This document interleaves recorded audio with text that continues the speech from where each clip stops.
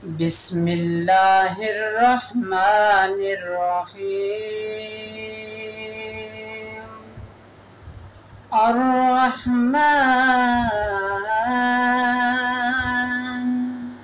علم القرآن، خلق الإنسان علمه البيان. الشمس والقمر بحسبان، والنجم والشجر يسجدان، والسماء رفعها ووضع الميزان، ألا تطغوا في الميزان،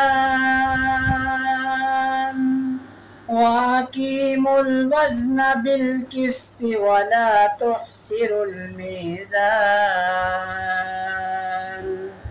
والحب ذو العصف والريحان، فبأي آلاء ربكما تكذبان. خلق الإنسان من صلصال كالفخار، وخلق الجان من مارج من نار. فبأي آلاء